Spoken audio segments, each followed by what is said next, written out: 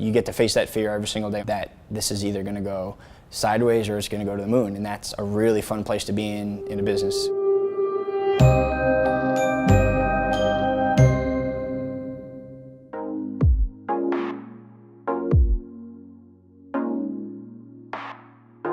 We're solving a problem that's existed, I mean, since the dawn of time. For some reason, now no one's trying to attack it a manner into which we are. Kind of being that pioneer into the space is both terrifying, but exciting.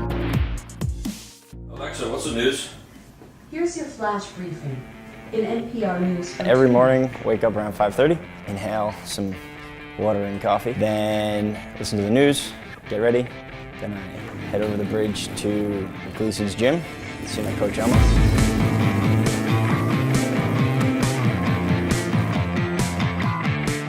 It's the hardest part of the day, and especially if you're sparring, and everything else after that is really easy. It's also kind of the small wins, the nice things you have, especially really tough days coming up, and if you do well, or if you just did as hard as you could, kind of sets the tone for the day. And I'm definitely a lot happier since I've been going more actively. If someone's trying to punch you in the face, you have no choice but to focus as much as possible. So it doesn't matter how stressed out you are, whatever it is, and that little release from constantly churning on something is a much needed benefit to the morning. I think that's a nice thing about boxing is you get a lot of ego stuff out of the way in the morning.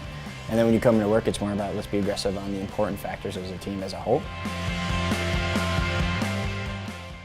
And I'd be pretty hard-pressed to not see that all of those things that are out there to actually deliver value from an ergonomic standpoint already have those things. You know what I mean? StrongArm creates smart connected equipment for the blue-collar worker that we like to call the industrial athlete. So a big portion of creating the future for that industrial athlete involves us being the best informed as possible and eventually predictive. So right now we're on an endeavor to become the leader in industrial biotelematics, and with that we are leading in a very consultative basis. So what that means is we're going to help clients first understand what their problems really are, and then we're going to be able to prescribe solutions to them, and then we're going to be able to show them the value of what they've just done over that time period so they can continue to reciprocate and roll it out nationwide. Our goal is to change cultures of the entire industrial workforce, not just the bottom line effects of these injuries that we're preventing. Honestly, every investor that we went to in the first 2 years was like, "You're crazy. Everyone's going to be replaced by robots in a year." And to see that, really fall to fruition, to see the dates of when, fully autonomous workers are actually getting pushed back another 50 years, and to start actually bringing a lot of these Fortune 100 companies under our umbrella has been the best part of it all. I think it's been a kind of a journey over a couple of years that's really starting to pay off in the last year and a half or so. And with that in mind, I think we're kind of living that every single day.